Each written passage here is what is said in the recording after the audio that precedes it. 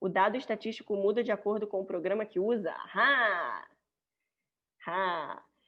Essa é a pergunta que a gente vai falar bastante no curso. Sim e não, tá? Então, assim, o dado é o dado. O dado muda de acordo com quem está analisando o dado, tá? Que foi o trabalho lá do NARPS, que o Thiago participou, que está na pasta, eu acho, da próxima segunda. Muda de quem analisa. Se eu analisar o dado e você analisar o dado, a gente vai encontrar coisas diferentes. Isso é meio doido, assim, tá? A não ser que a gente analise do mesmo jeitinho ali, com a mesma hipótese, com o mesmo tudo, e mesmo assim teve gente que achou coisa diferente. Qual é a maior questão entre os programas estatísticos, tá? O COM é mais para conectividade. Então, ele competiria com o FSL, não com o SPM. Mas aí o FSL e o SPM, por exemplo.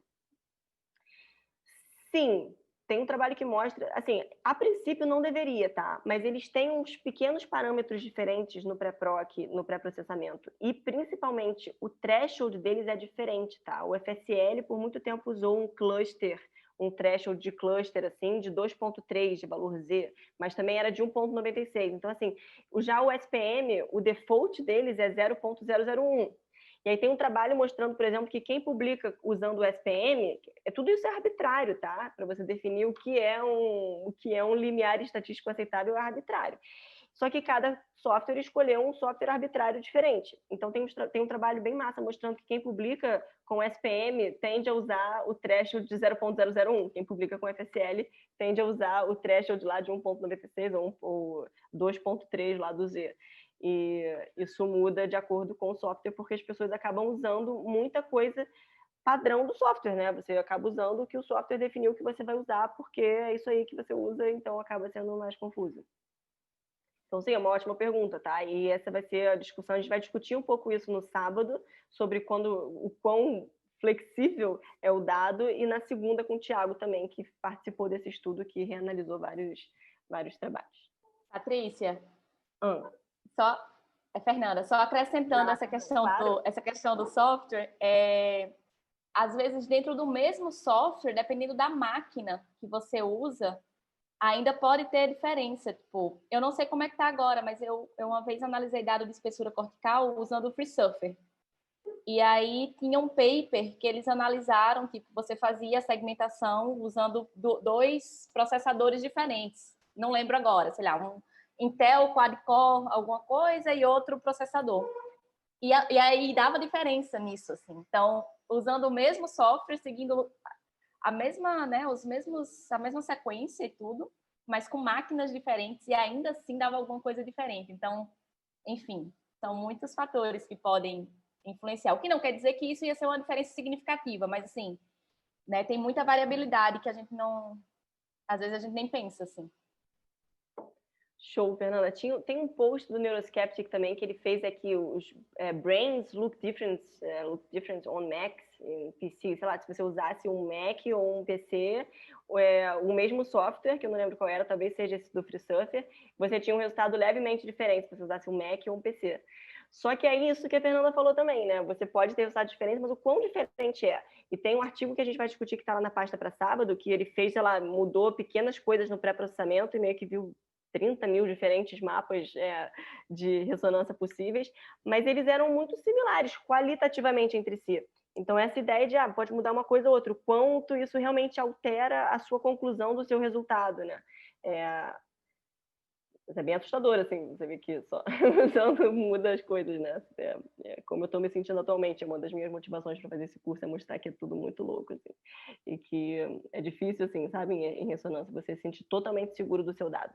A maneira de você se sentir totalmente segura do seu dado é você tentar destruir o seu dado. Assim, eu e a Ari estamos tentando destruir o nosso dado há meses, tá analisando de um jeito, de outro. Não, peraí, mas isso aqui, aí corrige não sei o que. E a gente tem visto que certas coisas ficam, sabe? Por mais que você... Tem umas ativações ali que ficam, daí a gente está, tipo, bem, esse dado aqui, realmente, a gente está batendo nele de todos os lados ali, tentando destruir esse achado, e esse achado está ficando. Então, você tem meio que querer destruir o seu dado. Você, Fernanda, quer complementar? Não, acho que é isso mesmo. E eu acho que, enfim, acho que a gente pode falar mais para frente, mas eu, por exemplo, que trabalho com amostras de poucos sujeitos, né?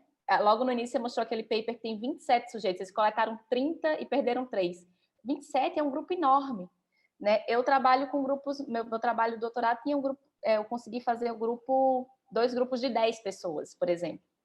Então, se eu corrijo para múltiplas comparações, como você mostrou ali, some tudo, tudo, tudo. Então, um jeito que a gente deu para contornar esse problema foi analisar o dado usando métodos diferentes e mostrando que o resultado era consistente. Então, é mais pela consistência, é o que você está falando, né? É mais pela consistência do que por outra coisa. Então, é isso, assim, ó, se a gente fizer isso, ainda tá. Se a gente corrigir desse jeito, ainda tá. Se a gente fizer isso aqui, também tá.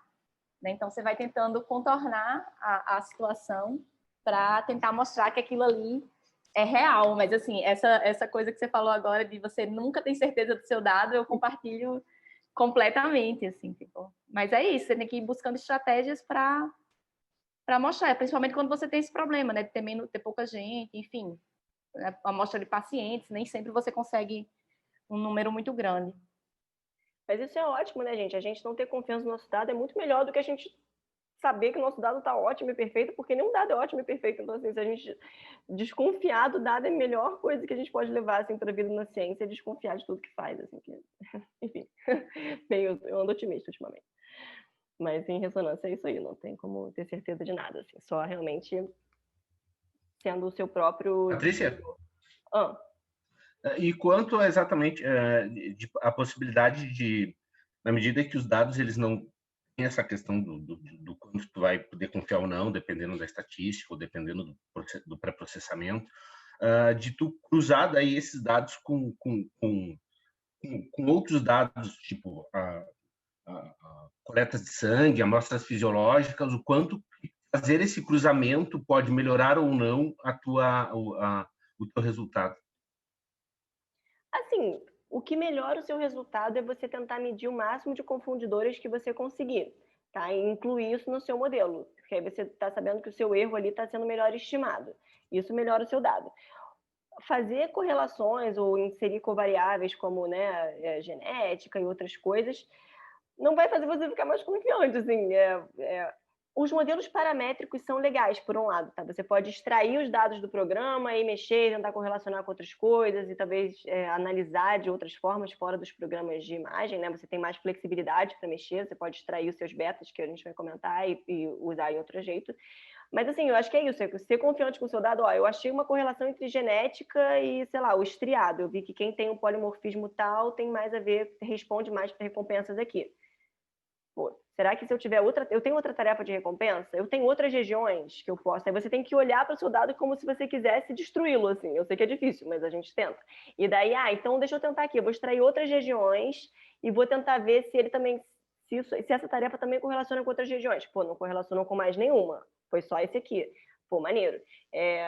E, sei lá, em todo mundo, você tem uns sujeitos que estão puxando a correlação, você tenta entender o seu dado, sabe? Tem que, eu acho que olhar para o dado, tentando entender realmente o que está acontecendo e não fazendo o dado responder o que você já queria que ele te dissesse, né? Essa é a grande diferença, eu acho, de atitude quando a gente trabalha com dados que são sensíveis a múltiplos fatores, é você olhar para o dado e, de fato, querendo entendê-lo, querendo entender o que está acontecendo, pegando isso, olhando e tal, não sei o que, vendo esses efeitos, e não tipo, ai, por favor, dê isso, por favor, dê isso, deu isso! Eu fico usando às vezes a Yara, a gente fica feliz, né? Puxa, achamos tal coisa. Tá, mas achamos tal coisa legal, não é para não também tirar o prazer da ciência do resultado ali que você esperava há anos, mas assim, sabe, tentar também, pô, mas não achamos, não achamos, vamos tentar de outro jeito achar isso aqui. Não achamos, o que a gente achou? A gente não achou isso, mas o que a gente achou?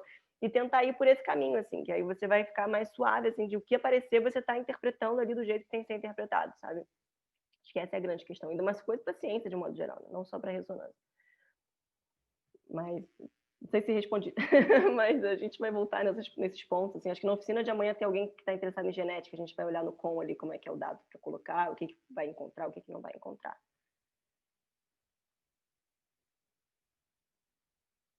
Foi? Patrícia, essas oficinas, quem não está inscrito, a gente pode ver por esse mesmo link? Sim, tudo do curso é nesse mesmo link, vocês podem entrar nas oficinas, tá? A gente vai estar mexendo mais nos softwares, porque não é dar tempo de mexer tanto neles durante as aulas. Eu vou mexer neles durante as aulas, que nem eu fiz hoje, mas não vai dar tanto tempo. Então, nas oficinas, a gente vai mexer mais no programa e ouvir também quem está trabalhando. Então, a ideia é que as pessoas também coloquem os seus projetos e falem e tal, e façam uma apresentação curtinha sobre o que está trabalhando. Todo mundo é bem-vindo para assistir, tá? As inscrições eram para quem quisesse apresentar o seu projeto para discutir também com a gente.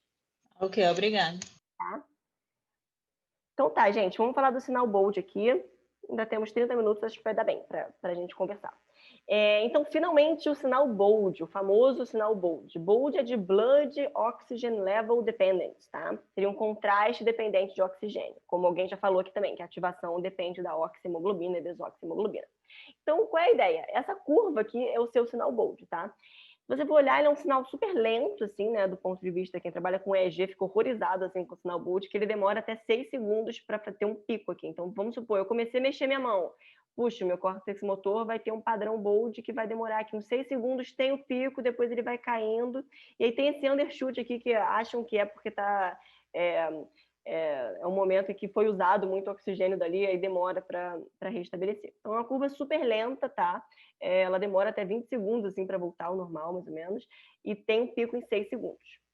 A gente trata esse sinal, puxa, mas se eu tenho estímulo de 2 em 2 segundos, estou mostrando fotos de pessoas de 2 em 2 segundos. Calma, você vai tratar essa curva para você conseguir controlar esses eventos. Por isso que é complicado, a gente vai falar de event related e block também, se vocês quiserem, mas a ideia é que quando você tem os estímulos vão somando. Alguém falou aqui, o estímulo anterior interage com o próximo. Sim, o sinal bold vai se aglomerando ali, você tem que tratar isso depois na sua análise, tá? Você vai fazer uma convolução com a curva hemodinâmica, você vai tratar esse dado para que você consiga enxergar onde está o seu pico, né? Se o seu pico está acontecendo aqui, você vai meio que tratando isso. Mas a ideia é que um estímulo interage com o próximo, porque as curvas vão se sobrepondo. Eu vou anotar aqui que eu vou colocar esse bold sobreposto. Amanhã eu mostro para vocês umas imagens de como fica isso numa tarefa, tá? Como isso ficaria nas frases, como isso ficaria nas imagens, etc. Mas essa é a sua curva bold, é com ela que você vai trabalhar. Você nunca vai ver isso aqui, tá? Isso aqui no dado mesmo, você não enxerga as coisas. Então, assim, a sua curva hemodinâmica depende de, como alguém já falou aqui também, alguém, né, falaram aqui, fluxo sanguíneo, volume sanguíneo e quantidade de oxigênio. São os 3 fatores que influenciam. Então, quando você estou mexendo minha mão, estou vendo uma face, recrutei um maior aporte sanguíneo para essa região, tá? Então, chegou mais fluxo, chegou mais volume e chegou mais oxigênio. E chegou, inclusive, mais oxigênio do que eu preciso, tá? Você tem um excedente de oxigênio que você nem usa tudo. E são esses os fatores que vão alterar o seu sinal, tá? E como a gente mede esse sinal, tá? Beleza, a pessoa tá lá, ela entra na ressonância. Isso aqui é uma ressonância, eu nem sei porque eu peguei essa foto, acho que eu peguei do Methods for Dummies lá é uma ressonância aqui, enfim, uma Siemens, tal, parará. Você entra dentro da máquina e dentro dessa máquina você tem um ímã enorme, tá? Gigante. Você tem um ímã enorme aqui dentro. E você tem umas bobinas de gradiente aqui também, que eu vou comentar rapidamente sobre o que servem esses gradientes. Então tá, você tem esse magneto aqui. Então você está entrando no campo magnético enorme. Tanto que, assim, pessoas que têm metal, marca-passo, qualquer tipo de metal não removível no corpo não podem fazer esse exame, né? E quem tem metal não removível, mas que não tem problema, tipo, sei lá, às vezes esse aparelho de contenção, você pode entrar na máquina para fazer o exame, mas ele pode gerar uma distorção, que eu vou comentar. Mas a ideia é que você não pode colocar pessoas com metal aqui. Tem umas histórias bizarras, enfim, eu não vou entrar nessas agora, mas tem umas histórias engraçadas e outras bem tristes, assim, de problemas que dá por causa disso. Então, qual é a ideia? Você entrou num ímã gigante, tá? Você, pessoa, entrou lá num ímã enorme. E a ideia é que você tem no seu corpo átomos de hidrogênio. E a gente usa o átomo de hidrogênio. Alguém sabe por que a gente usa o átomo de hidrogênio? A gente poderia usar outros átomos. Bem, eu vou responder essa. É porque ele é muito abundante, tá? A gente tem muito hidrogênio. Então, a gente usa o hidrogênio simplesmente porque tem muito dele. Tá? Então, esse hidrogênio tem um dipolozinho. Ele aponta para um norte magnético. Tá? Tem um dipolo. Tem um momento ali que ele gera. Beleza. Tem seus hidrogênios dentro de você, eles estão lá nesse movimento lá, no dipolo deles. E isso aqui eram seus hidrogênios de você deitado na sua cama, na sua casa, tranquilo. São os seus hidrogênios, está cada um meio que alinhado ali no próprio dipolo, beleza, show.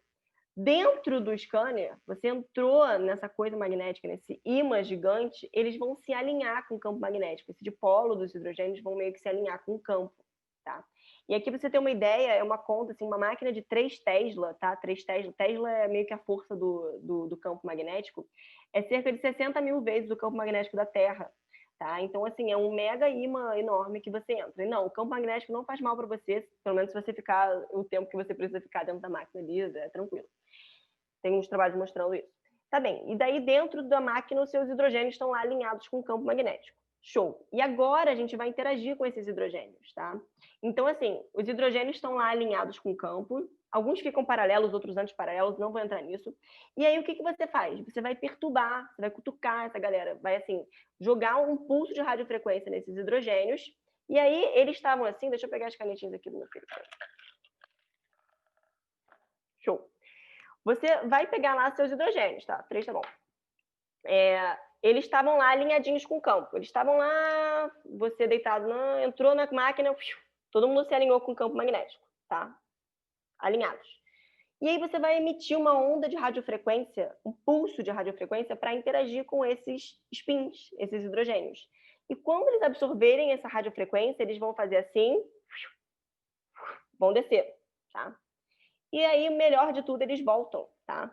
Você perturba eles vão voltar para o lugar. E aí, quando eles voltarem, eles vão devolver um sinal para a máquina. Tá? Talvez eu devesse para ele. Só fazer aqui, para ficar bonitinho. Então tá, beleza. Você estava lá com seus spins, você entrou na máquina, se alinharam com o campo. Vou agora perturbar esses spins. Vou colocar um pulso de radiofrequência, na frequência que eu conheço aqui desses hidrogênios aqui, e lá você tem uma fórmula. Vou interagir com eles. Eles absorveram essa energia lá, esse pulso de radiofrequência. E eles vão retornar. E quando eles retornam, eles dão um sinal para você. E é esse sinal que você vai captar. Tá? Então, é basicamente isso. Assim, o sinal que você vai captar vem desses spins de hidrogênio que estão retornando para o estado deles lá no ímã que você colocou eles. Então, esse retorno é que você capta. Tá? E isso, esse tempo de retorno, desse retorno deles, na verdade é o tempo de até 67% de retorno deles, é o tempo do T1, é o seu sinal T1. E aí, o que acontece? Como a gente consegue fazer essas imagens? Isso aqui é uma imagem em T1, né, que a gente chama ponderada em T1, baseada nesses spins que você mediu. Tá? Por que a gente consegue medir essa imagem baseada nos spins? Você vê que tem uma parte pretinha, uma parte mais clarinha, né? O córtex. Alguém sabe? Porque os tempos dos tecidos são diferentes? Tem a ver com isso aqui, ó. Os tecidos têm quantidade diferente. Substância branca, substância cinzenta tem quantidade diferente de hidrogênio, tá? Alguns têm a substância branca, tá? Tem mais hidrogênios do que a substância cinzenta. Substância branca, cerebral flow, o CSF aqui, no caso, tem menos, tá? Então, você tem um tempo mais rápido, porque tem menos hidrogênio ali dentro, você não tem menos sinal. Então, qual é a ideia? Você está medindo os seus átomos de hidrogênio, tá? Que estão voltando. Diferentes tecidos têm diferentes quantidades de hidrogênio, então você vai ter diferentes tipos de sinal. E é basicamente assim que você monta essa imagem. Tem umas outras coisas que eu vou comentar agora. Mas a ideia é que você tem os spins estão te dando um sinal e diferentes tecidos têm diferentes tipos de spins. Isso aqui é uma imagem T1. E aí tem a imagem T2. Não sei se alguém já ouviu falar da imagem T1 e imagem T2. E no T2 inverte, tá? O que era escuro fica claro. Por que isso? A imagem T2 e T1 nada mais é do que o T1, você está olhando os spins voltarem para cá. Tá? Eles estavam aqui e você está olhando eles voltarem para cá. Na T2, é como se você estivesse olhando, é uma relaxação spin-spin, porque os spins eles estavam assim lá. Aí eles se juntaram e baixaram. Então, quando eles sobem, seria o sinal da T1, e quando você está olhando o retorno deles de um para o outro, assim, é o T2, tá? Que também é influenciado pela quantidade de hidrogênio que você tem no lugar. Então, assim, a ideia é que quando você está olhando o T1, é como se você estivesse olhando, assim, meio de frente, e o T2 é como se você estivesse olhando de cima, assim. Essa relaxação aqui deles, ao invés dessa daqui. Tá? Isso é uma visão muito, muito, muito simplificada, até porque eu também não poderia aprofundar muito mais, mas basicamente vocês podem saber desse sinal, tá? É que ele é baseado nos átomos de hidrogênio.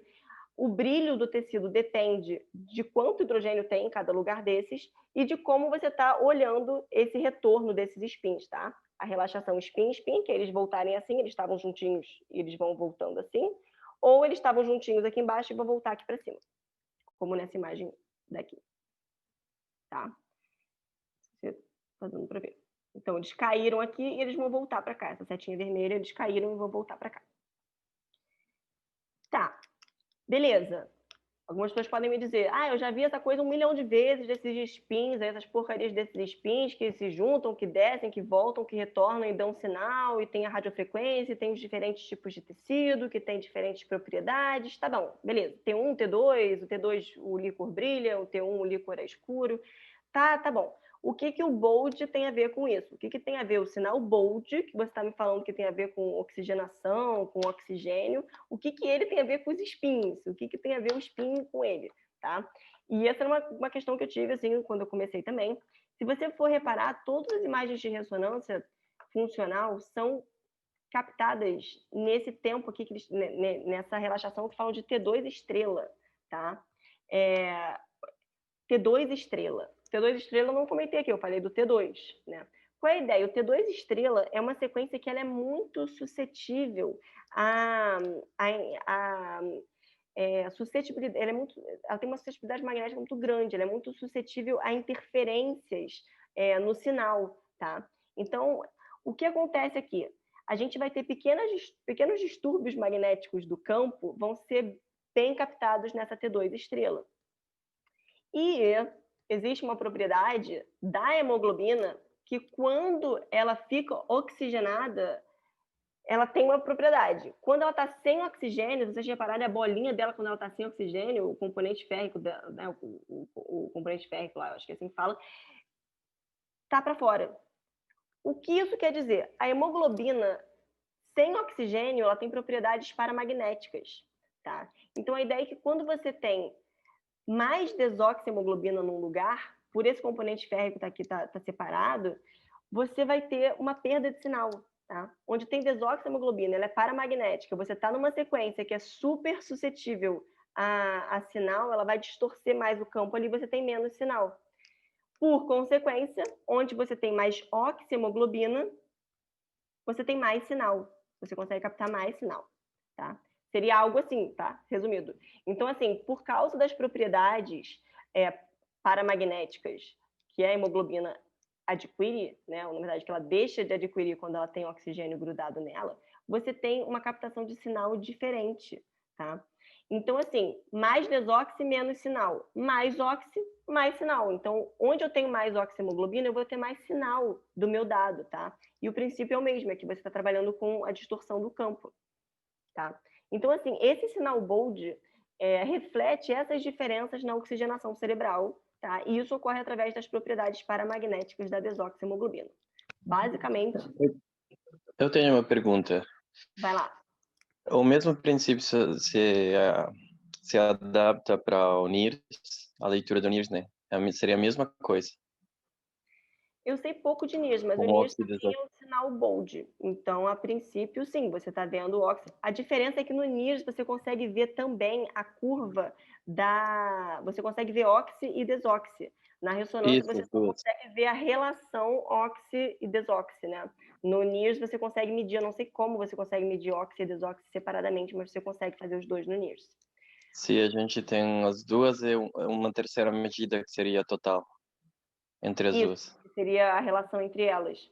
Eu não sei como o NIRS faz isso, assim. Eu mal entendo bem da ressonância. Entendi até aqui que é, tipo, esses spins... Não, porque é uma questão física, e você vai vendo e tem as fórmulas lá físicas, e assim... Uma coisa é você entender, beleza, tem os spins estão absorvendo ali radiofrequência, devolvendo, emitindo sinal, e aí diferentes tecidos vão ter sinais diferentes por causa da relação spin-spin. Onde tem mais suscetibilidade de campo, esse sinal também vai ser diferente, porque, né, tem... Isso é teoria, assim, mas aí você vai para as fórmulas, assim, realmente, assim, as matemáticas complicadas. A fórmula talvez é aquela de Beer-Lambert Law, que é uma regra corrigida para medir a sinal. Eu acho que é através dessa que o NIRS consegue medir a oxi e desoxi em tempo real. Mas eu não sei porque a gente também está lutando aí para entender bem. Fernanda, você sabe? Eu não sei se a Fernanda Palhano... Não, eu não sei também não. Eu só sabia isso que você falou mesmo do FNIRS. Nunca analisei, nunca nem vi dado. E também ele, assim, outra coisa que eu sei é que ele é bem mais superficial também, né? Sim, é mais cortical. Mais cortical, até 2 centímetros. Mas também não sei muito, não. Se alguém tiver um pouco de experiência e gostaria de ajudar, a gente está aberto. FNIRS, a gente viu uma demonstração uma vez, assim, eu estava super empolgada, né? Porque, uau, FNIRS é tipo uma ressonância portátil, não sei o quê, que maneiro. E aí tem essa primeira questão, né? Que ele só entra alguns centímetros no córtex. Ah, tá bem, mas assim, se a gente está interessado no pré-frontal, mas aí, tipo, o espaçamento também, não dá para fazer uma mega segmentação no pré-frontal. Aí a gente ficou, poxa, mas tá bem, dá para pegar o córtex pré-frontal daqui. E aí começou a demonstração e, tipo, a gente achou que fosse menos suscetível. Ele parece bem suscetível também a movimento e outros ruídos, assim, porque demorou para conseguir captar ali. A pessoa tinha que ficar um pouco parada no fundo, se ela começava a se mexer muito também dava uma interferência. E daí eu acho que me desapaixonei pelo início. Depende do protocolo que a gente monta. Se, por exemplo, agora a gente está fazendo uma pesquisa com pacientes do COVID, pós-COVID, no meio tem que cheirar, perceber os cheiros.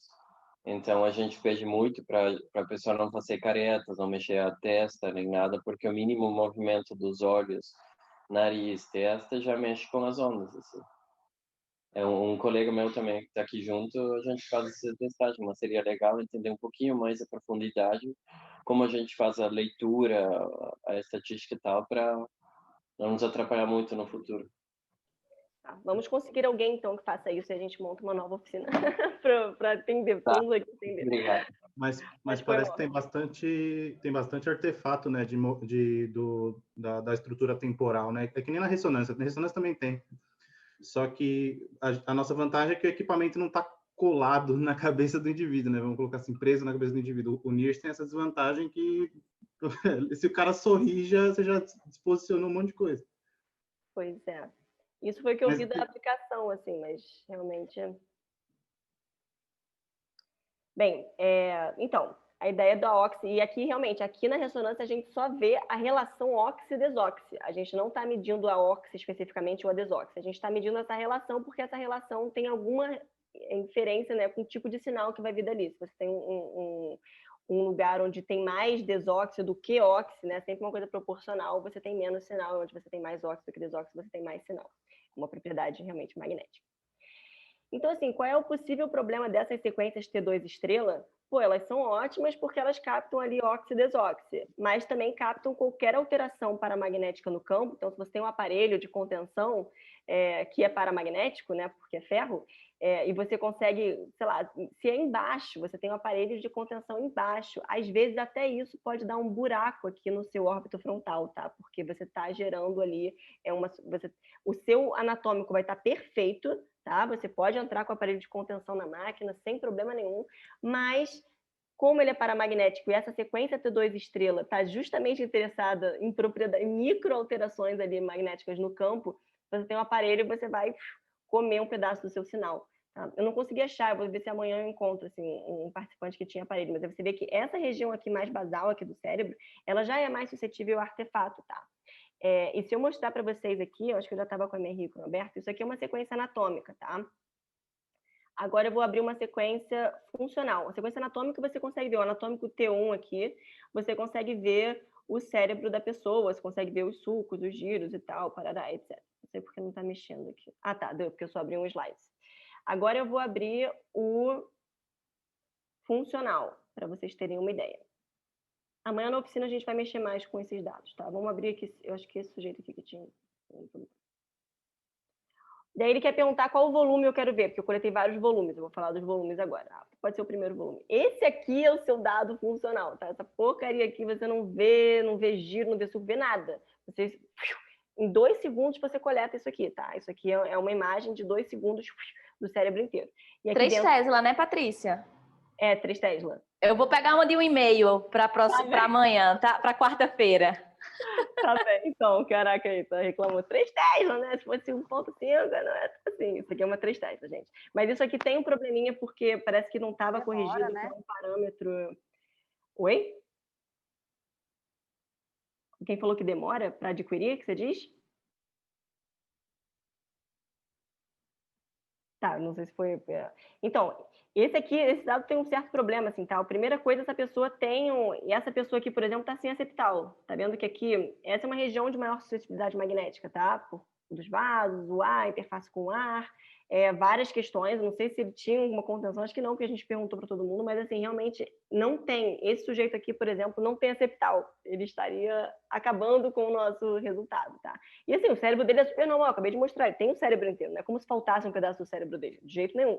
Mas quando a gente busca essa sequência que é bem suscetível a conseguir pegar óxido e desoximoglobina, a gente acaba pegando um monte de coisa também que, né, não é tão bom, então a gente não consegue um sinal perfeito do cérebro inteiro. E essa sequência tem um problema também que ela está um pouco estourada aqui, tá vendo, no pré-frontal, enfim, foi uma falta de um fator de correção lá, que, enfim, para o coil, a bobina de 32 canais, enfim, depois a gente pode falar um pouco mais sobre isso. Questões da aquisição. Mas isso aqui é o seu dado, tá? Isso aqui é o dado funcional e aquele era o anatômico. Você vê que o funcional ele é bem borrado, bem ruim, e é por isso que você tem que depois registrar isso com o anatômico do sujeito, porque você não tem noção de nada aqui, tá? Isso aqui também tem uma matriz numérica, que é o que a gente vai analisar no programa. Bem, voltando aqui. Vamos lá, caraca, o tempo voa aqui. Então, falando de aquisição, quando a gente adquire um sujeito, estou adquirindo um sujeito, vou colocar o meu cérebro lá na máquina. O que eu vou ter? Eu vou adquirir um campo, né? Se você olhar essa coisa amarela aqui, isso aqui é o meu campo de visão, sei lá, é isso aqui que eu vou adquirir, tá? Isso aqui que eu vou adquirir, beleza, vou adquirir isso aqui de todo mundo. Eu vou adquirir volumes. Volumes, quando você lê o volume no paper ali, o volume que eu abri agora no programa, tinha 240, eu escolhi abrir um volume. O volume é o seu cérebro inteiro, tá? Como uma caixa, o seu cérebro inteiro é um volume. Você vai adquirindo. E aí, a cada 2 segundos, geralmente, pode ser 1 segundo também nas máquinas mais novas, você adquire um volume inteiro do cérebro. Adquirir outro, por aí vai. E você adquire esses volumes nos slices. Lembra que eu tinha falado, né, que você tem que fazer depois a correção do slice? Então, eu vou adquirir um volume inteiro em 2 segundos, mas em 2 segundos, a cada, sei lá, milissegundos de diferença, eu vou adquirindo as fatias do meu cérebro, tá? Para fazer um volume inteiro. E nisso tudo, você vai ter os seus boxes, tá? Que é realmente os pontinhos ali do seu volume. Você vai ter vários boxezinhos no seu cérebro, tá?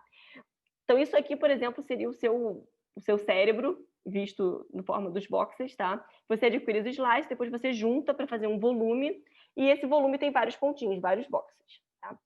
Eu vou fazer só uma observação aqui, que eu não vou entrar nisso, dos gradientes e do espaço K, eu não vou entrar nisso, tá? A ideia é o seguinte, só aqui, ideia bem básica. Quando você adquire um slice, você meio que adquire uma média de tudo que está ali, tá? Desse sinal todo. E, pô, eu não quero uma média só de uma fatia inteira, eu quero saber cada pontinho do cérebro, porque faz diferença se você está no pré-frontal ou no occipital, né? Não importa se é o mesmo slice, eu quero saber o que está aqui e o que está aqui. E daí você aplica os gradientes, assim, de campo, que é para você ter uma informação espacial de onde você está, tá? Se você está num pontinho daqui ou no pontinho daqui, tá? No pontinho daqui ou no pontinho daqui. Então, você meio que aplica esses gradientes, esse KX, KY aqui, você está colocando os gradientes, tá? Esse tal do espaço K, só para vocês saberem, vocês vão ouvir isso em algum momento, é que a imagem ela não é adquirida bonitinha, assim, tá? Não é aquela imagem bonitinha do cérebro. Ela é adquirida, não é no espaço da imagem, ela é adquirida nesse espaço K, muito louco, em que cada pontinho tem informação de todos os outros pontinhos. Daí você transforma, tem uma Fourier, uma transformada de Fourier, inversa, não sei o que, para daí você transforma para a sua imagem. A gente não vai entrar nisso porque não é o objetivo aqui do curso falar tanto dessa parte, mas só para vocês saberem, tá? Que a imagem é adquirida em slices, que vai formar o volume, e esses gradientes são os que te dão uma noção espacial de onde você está no seu cérebro, tá? Porque aí eles distorcem o campo um pouquinho para cá, um pouquinho para cá, daí você sabe em qual pontinho você está, porque a distorção do campo é levemente diferente. Tá? E esse espaço K aí, que depois é transformado para a imagem bonitinha. Tá bem? Então, beleza. A sua aquisição é isso aqui, tá? Você foi lá do seu spin aqui para o seu voxel, para conseguir o seu sinal de óxido desoximoglobina no seu voxel. Então, isso aqui seria o voxelzinho que eu estava falando das coordenadas, né? X, Y, Z, no seu voxelzinho lá, ao longo do tempo. Tá? Por que isso? Lembra que eu falei que eu deixava os sujeitos lá, sei lá, 50 minutos vendo frase, 1h30 completa lá na máquina? Então, durante esses 45 minutos, acho, 45 minutos inteiros, a cada 2 segundos, eu tenho uma informação desse pontinho. Então, tipo, esses pontinhos vermelhos, vamos supor, tá? A cada volume, a cada 2 segundos, o sujeito está lá se emocionando, assim, ficando triste, ficando feliz, lendo frases, vendo imagens, sei lá, fazendo alguma coisa. E a cada 2 segundos você está coletando o cérebro dele. Cada pontinho desse vermelho aqui. E aí você vai fazendo uma curva, tá? E esse é o seu sinal bold, porque você está medindo óxido, desóxido, ao longo do tempo.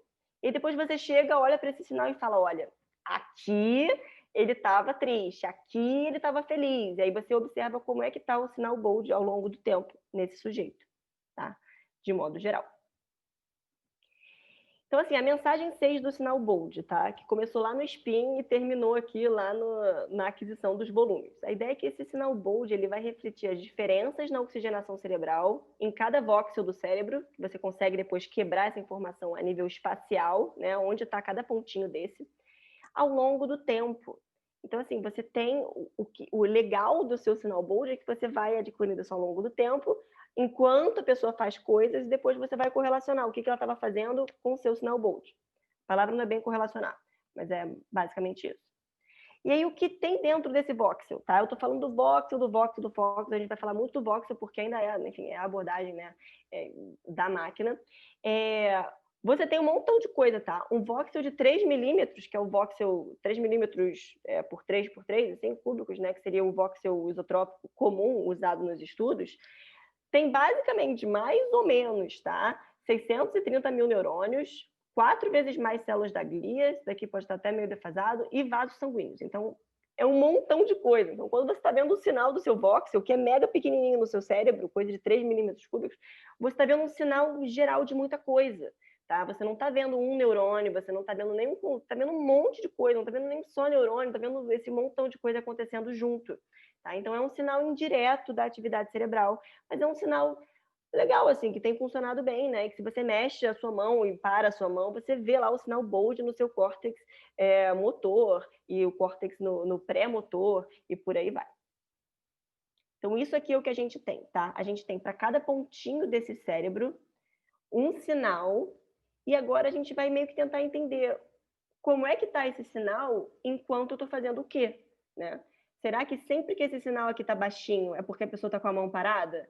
E sempre que ele está alto é porque ela estava mexendo? Pô, então isso aqui provavelmente é um voxel do córtex motor, né?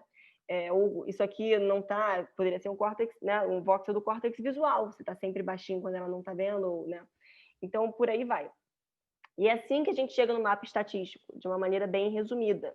Tá? A ideia é que, na ressonância funcional clássica, né, que foi esse trabalho que eu mostrei agora e alguns outros que a gente vai discutir, o que a gente faz é um modelo massivo, assim, massive, não sei se a tradução seria essa, um modelo para cada voxel. Então, você tem lá 100 mil voxels, tá? Com aquele problema das múltiplas comparações, etc. E você vai fazer um modelo para cada voxel desse. Você vai ver cada voxel desse ao longo de tantos minutos que a pessoa está lá dentro, você vai ver esse sinal e fazer um modelo para cada voxel desse, do seu modelo, tá? Então, por exemplo, vamos supor que isso aqui é mão parada e mão mexendo.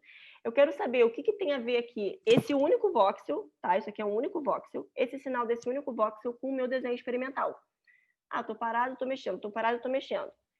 Tá? E o modelo GLM é um pouco isso. Você tenta encaixar o seu modelo no sinal do seu voxel para estimar o seu beta. Tá? O seu beta é meio que o quanto o meu sinal, né? O quanto meu modelo contribui para o meu sinal, o quanto meu sinal contribui para o meu modelo.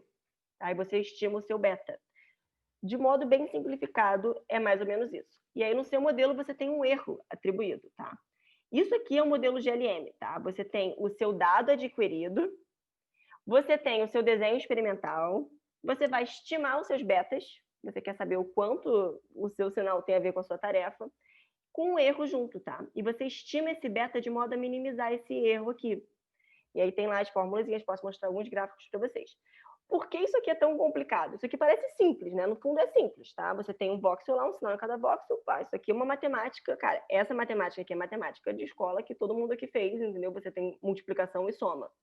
Acabou, bem tranquilo. Por que isso aqui fica mega cabeludo? Tá? E porque quando você vai ver os cursos lá, até o do Coursera, que é super simples, super bom, começa a aparecer um monte de transpose, de não sei o quê, começa a aparecer um monte de símbolo assim, de cálculo.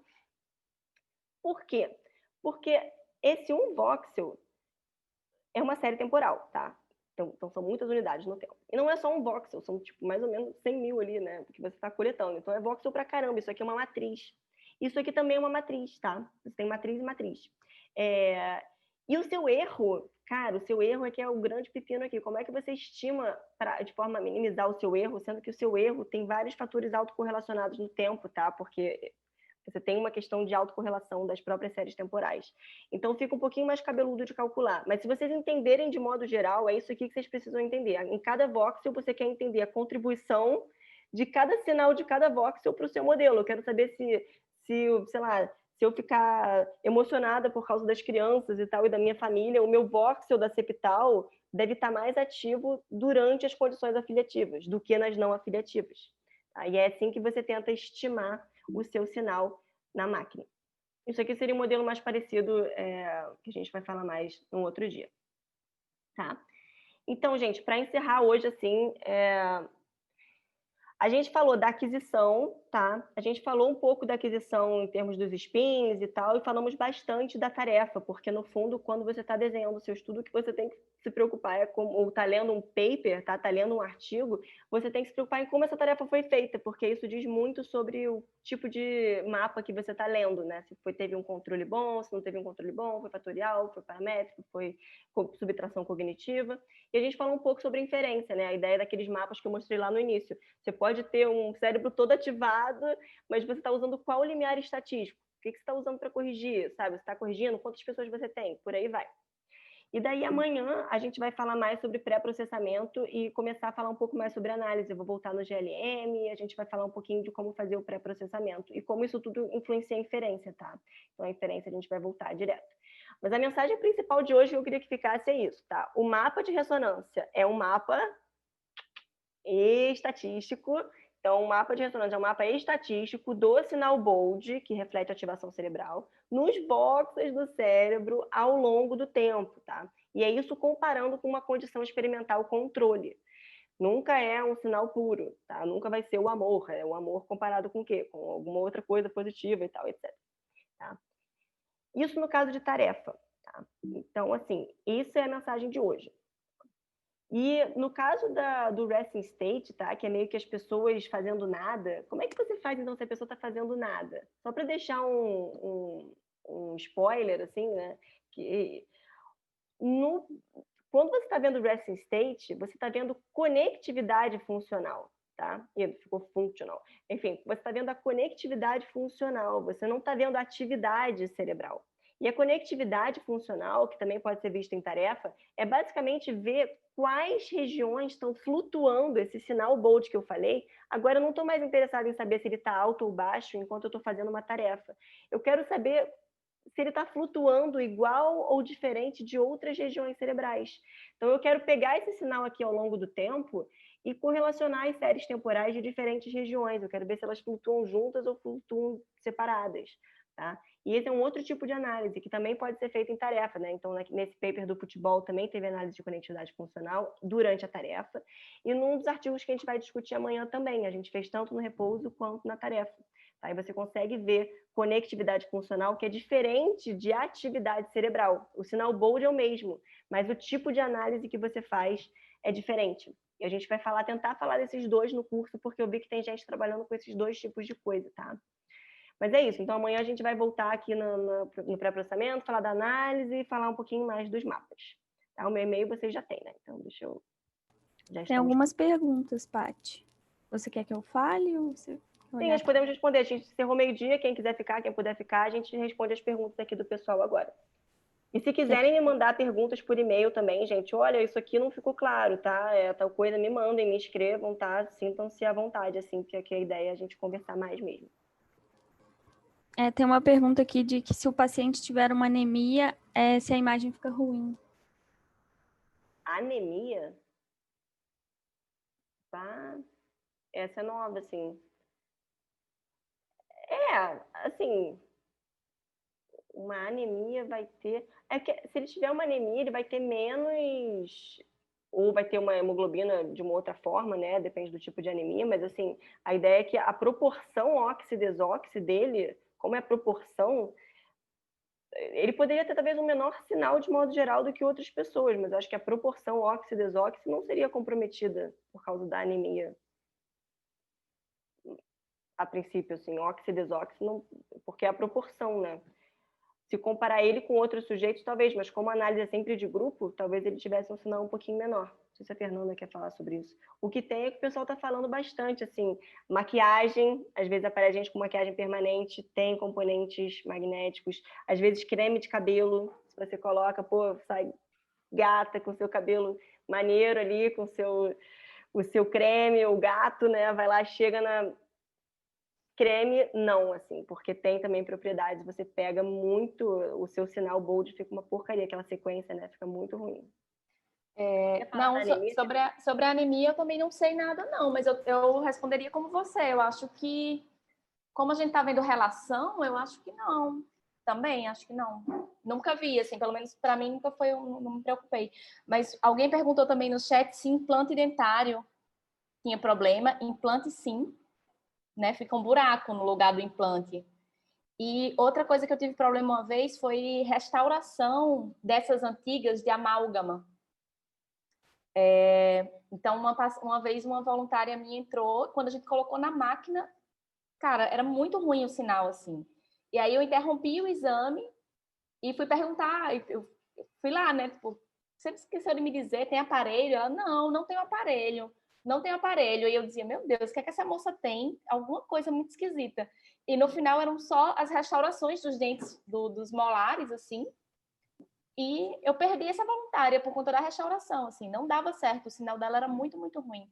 Então, assim, são coisas que você não pensa, né, em perguntar.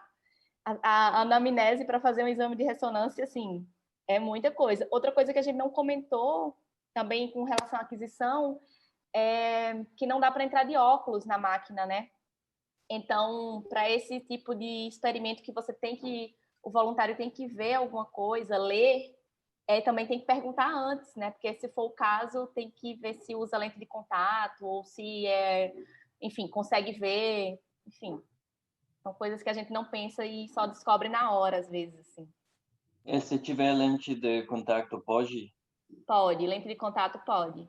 Então, pode, assim, só que depende, tipo né? Do experimento. A gente, uma vez, nesse estudo desse paper de hoje, né, que a pessoa tinha que ficar 45 minutos de olho aberto, olhando os estímulos, o físico, na época, lá ficou muito preocupado com a segurança, né? Se poderia ressecar, exatamente. Porque, assim, se você tem uma tarefa que você fica de olho fechado, ou se você fica de olho aberto um tempo piscando, assim, deitado e tal, não tem um risco de ressecamento tão grande. Mas como a pessoa ia ficar muito tempo olhando, daí o que a gente fez? A gente tinha umas lentes, assim, de um outro projeto lá, e daí tinha lentes tanto de hipermetropia quanto de miopia, né? E aí, cara, na época, minha mãe fez uns óculos de EVA, sabe, essa borracha, e aí que tinha velcro, e a pessoa entrava com esse óculos de EVA de velcro, e a gente encaixava as lentes, era uma tosquice, assim, mas funcionou, porque é isso, a gente estava até com medo da lente. Hoje em dia não tem mais problema, assim, acho que as lentes também têm mudado, a gente não tem feito tarefas tão ruins, assim, como essa primeira, e daí entra de lente. Mas até isso tem que tomar cuidado, assim, se a sua tarefa exige muito tempo de olho aberto, pode ressecar a lente, então... mas foi um ótimo ponto da Fernanda, essa questão do óculos, eu tinha até esquecido, foi tão traumático esse óculos de EVA. Tem uma pergunta sobre aquisição. Se o tipo de ordem de cortes na aquisição muda algo, intervalado ou ascendente? Então, muda. Aquisição, geralmente o que acontece? Os slices, eles são adquiridos... Você pode adquirir, tipo, sei lá, vamos supor, tem 36 slices. Eu vou adquirir do 1 ao 36. Tá, beleza. Só que aí tem algumas máquinas que adquirem... Primeiro, porque você reduz o seu viés se você adquirir ele mais intercalado, assim, né? Se você tem, sei lá, o sinal, tem alguma questão de otimização do sinal se você adquire mais intercalado. Então, algumas máquinas, o que adquire, tipo a Siemens, ela adquire primeiro só os slices pares, depois ela vai lá e adquire os slices ímpares. Qual é a ideia? Porque se você tem um evento que sempre, durante os 2 segundos, você sempre está pegando esse primeiro slice daqui, você pode ter algum viés de nessa região cerebral, sei lá, sempre começar de um jeito, e quando você vai fazer a sua correção para slice, você ter algum viés que esse slice sempre tinha um problema. Se você fica alternando, intercalando e pegando o primeiro par, depois o ímpar, e depois fazendo lá o seu slice time correction, a princípio você está distribuindo mais esse sinal, esse viés. se a Fernanda quiser contribuir assim nessa, mas o que geralmente as máquinas têm feito assim é fazer sequência, principalmente para multiband e tal, que você pega uma coisa muito mais rápida, você meio que intercala e você adquire primeiro os pares, depois os ímpares, ou depois, sei lá, primeiro o último, depois o primeiro, e muda um pouco o tipo de sinal que você adquire. Você pega de cima para baixo, de baixo para cima, primeiro os pares, depois os ímpares. Eu acho que é isso mesmo. Eu diria que mudaria na hora, assim, o que tem que ter cuidado é você saber que está sendo adquirido dessa forma, o que é que importa no final, eu acho, assim, para quem vai olhar, é você saber qual é a ordem, porque naquele passo que Patrícia falou do Slice Time Correction, aí você vai ter que dizer para o seu software como é que ele foi adquirido, para você corrigir da forma correta.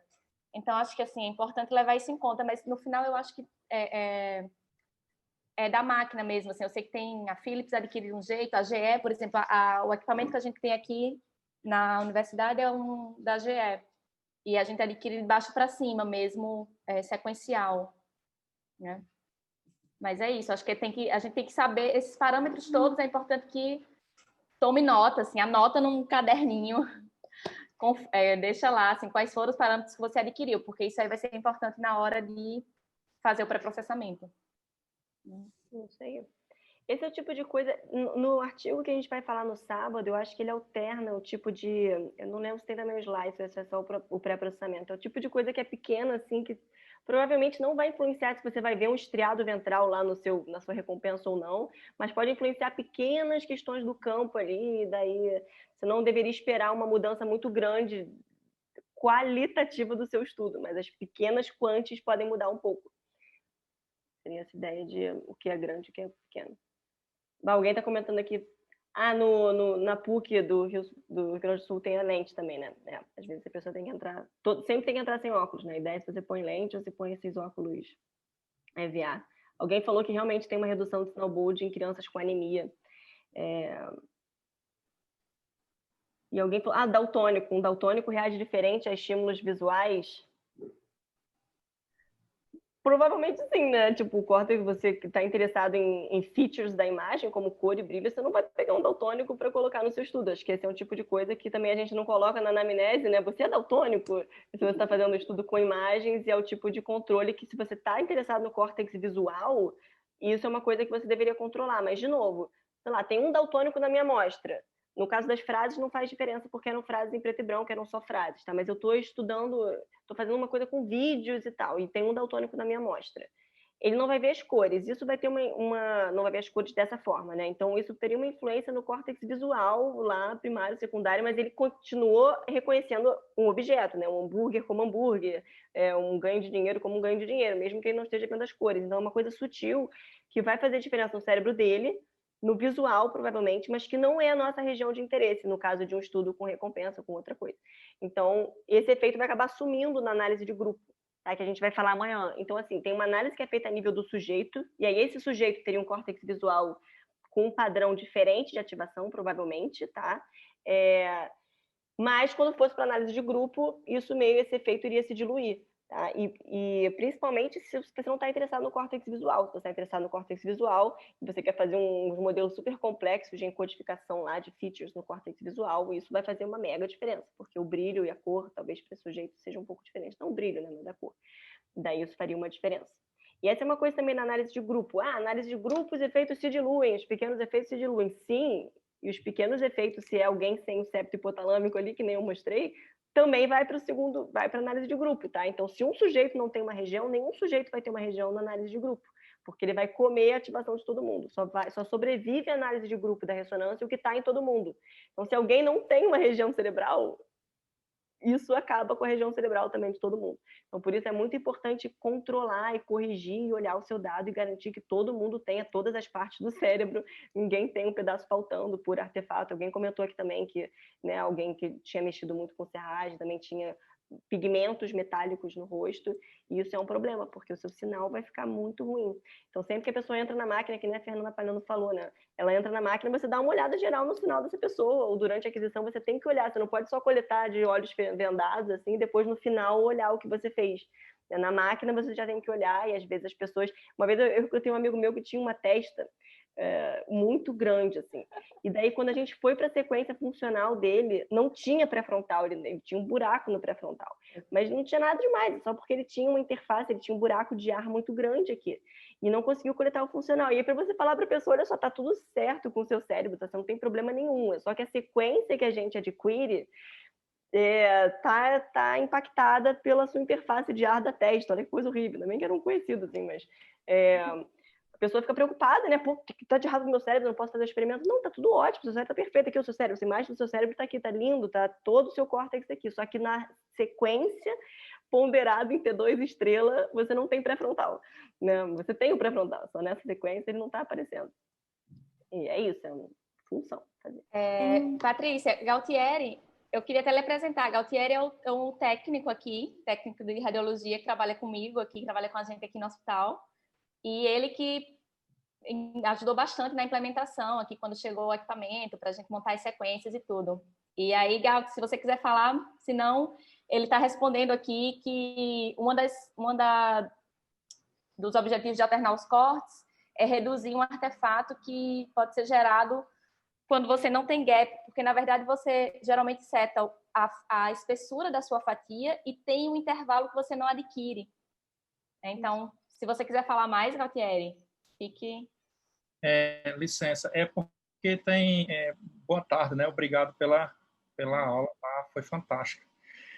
Enfim, quando emite lá, quando o gradiente é aplicado lá para selecionar uma fatia, então, como a amplitude do pulso não é bem quadrada, então, algumas vezes ela excita um pouco do corte vizinho também, e aí com essa excitação cai um pouco o sinal, então às vezes tipo o corte 1 fica com um sinal mais alto do que o corte 2, aí para evitar essa interferência entre um corte e outro, aí alterna de fazer primeiro os pares, depois os ímpares, mas isso acontece mais quando não tem esse gap, quando o gap é de 0, por isso que os protocolos tradicionais a gente coloca pelo menos 10% do gap, que é para justamente retirar essa influência. Então, quando se coloca o gap de 0, aí realmente a gente tem essa preocupação para evitar esse artefato. É um dos motivos, né, na verdade.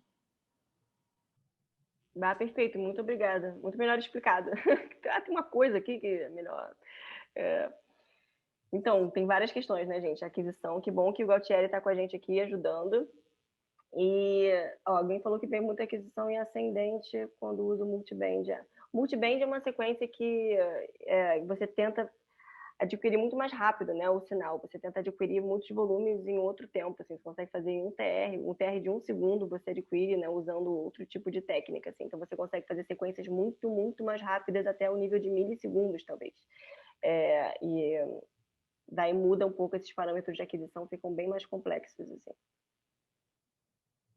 E essa a ideia da equipe multidisciplinar, né? Porque na ressonância nunca vai ser você que está lá, que, sei lá, quem conhece a neuroanatomia não é a mesma pessoa que conhece, talvez, tão profundamente de estatística, não é a mesma pessoa que está fazendo aquisição, que entende da física da RM, e as equipes de ressonância magnética funcional, por definição, são multidisciplinares, né?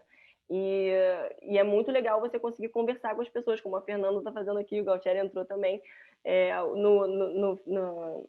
Na URGS, aqui eu não sei quem é da URGS, tem o Maurício Anês, que é muito bom também, que é sempre muito solícito para conversar com a gente. Isso faz toda a diferença na hora até da gente processar, como a Fernanda falou.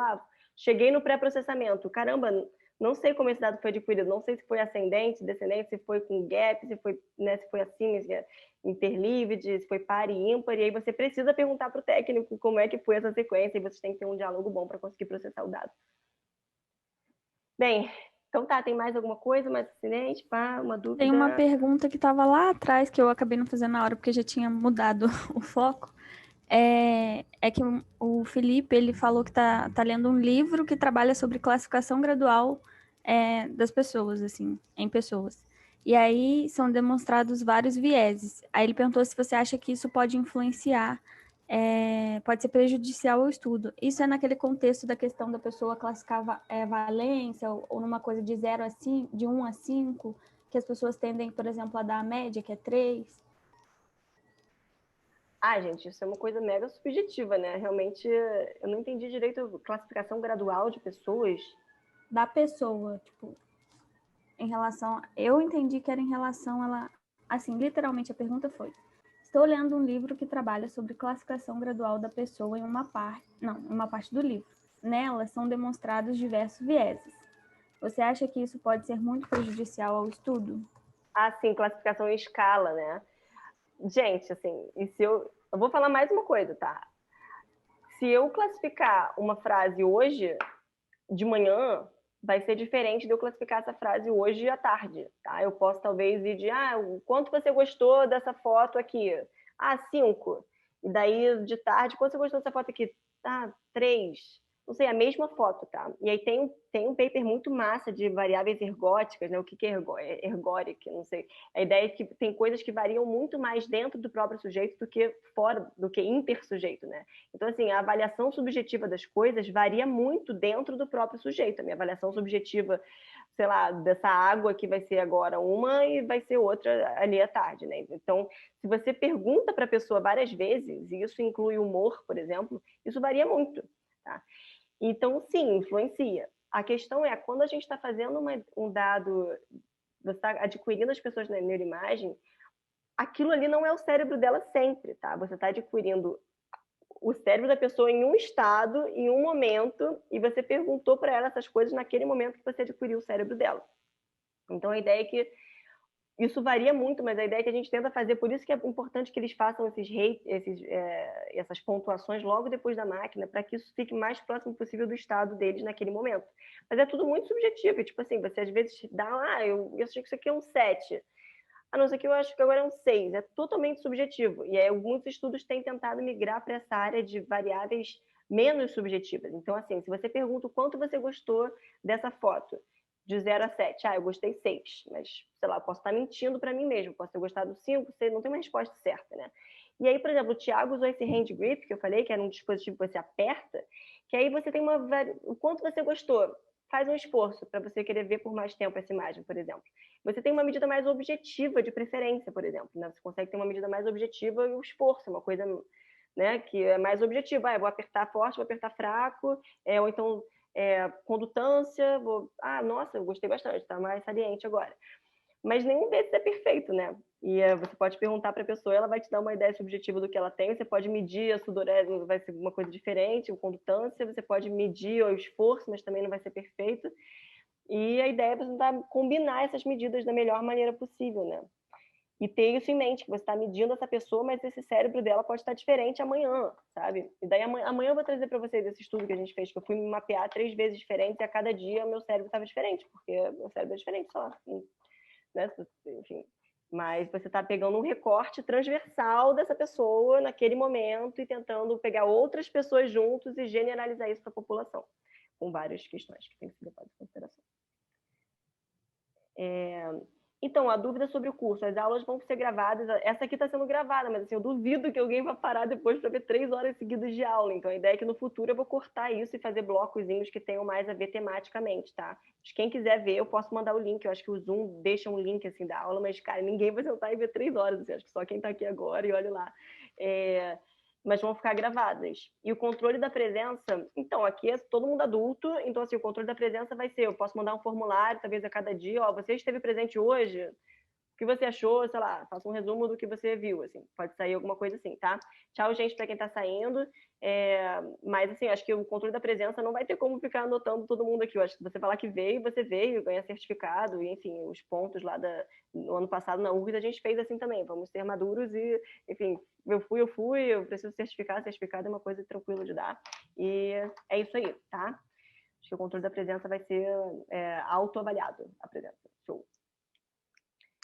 E então tá, gente, vou mandar o link para vocês depois, vamos nos falando, e qualquer dúvida me manda em e-mail, e eu acho que a gente pode encerrar aqui por hoje. Muito obrigada pela participação da Fernanda, que bom que você está aqui com a gente. Valeu, Paty. O Galtieri também, que solucionou aí a nossa questão do gap, eu lembrava que tinha uma coisa a ver com essa coisa aí, do viés aí do gap. E que bom, sejam muito bem-vindos, podem vir sempre que vocês quiserem se intrometerem, os alunos iguais também, por favor, se intrometam, façam perguntas, deem sugestões e até amanhã, gente. Valeu! Abraço. Tchau. Obrigada, Yara, também, por estar coordenando aí. Nada.